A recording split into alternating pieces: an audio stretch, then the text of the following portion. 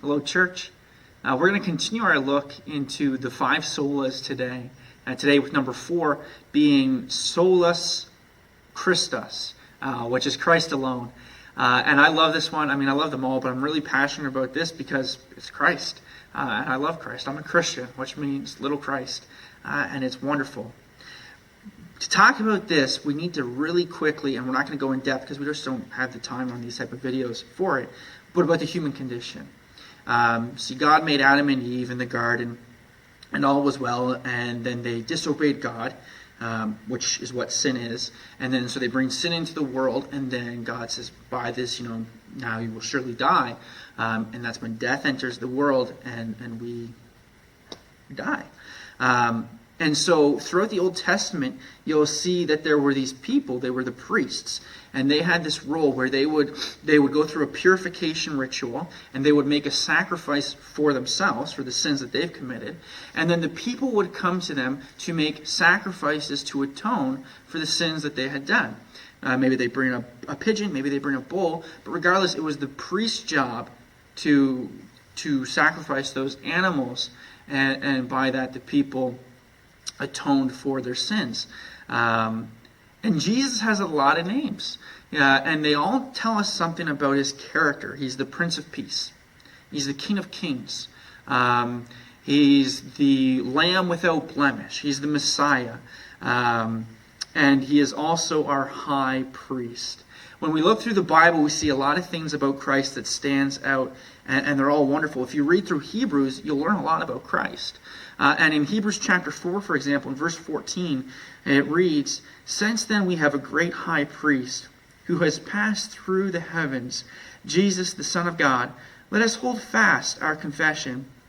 For we do not have a high priest who is unable to sympathize with our weakness, but one who in every respect has been tempted as we are, yet without sin." So even though he went through all the temptations that we've gone through, he hasn't sinned.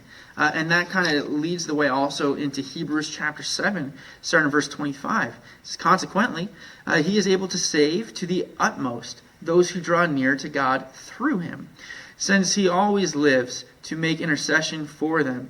For it was indeed fitting that we should have such a high priest, holy, innocent, unstained, separated from sinners, and exalted above the heavens. He has no need, like those high priests, to offer sacrifices daily, first for his own sins and then for those of the people, since he did this once and for all when he offered up himself." And so obviously here it's talking about Jesus dying on the cross, making that sacrifice, and because he was blameless, that wasn't for him, that was for us. That was for all. And it's awesome. It's the reason that we can stand before God and be counted as righteous. Jesus also said a lot of interesting stuff in his ministry about him and what his role and what his purpose is and how we can come to him. Jesus said things like, "No one comes to the Father except through me," the Father being God. He also said that if you love God, the Father, that you'll love me, Jesus. And if you love Jesus, then you love God. And he talked about that in a very interesting way that leads us to the point of knowing that it's by Jesus that we come to God. And no one comes to the Father except through me. See, that's not an inclusive statement that says, there's many roads to come to know God. He's saying, no, there's only one, and it's Christ. And so it's by him that we come to God. And it's an awesome thing because it means you don't need to come to me as a member of the clergy to come to God. You don't need to go and talk to Mother Mary to try and talk to God. You don't need to light a candle or do some sort of ritual. You just simply come and pray to Christ, and he will mediate between you and God. And we can know God because of that sacrifice that Christ made. It's a wonderful truth, and it's awesome to know that in Solus Christus, in Christ alone, we say, Christ is my King. Christ is my Lord. Christ is the Messiah. He is the sacrifice, and he made the way for me. He is the only way. It's through him that we find that.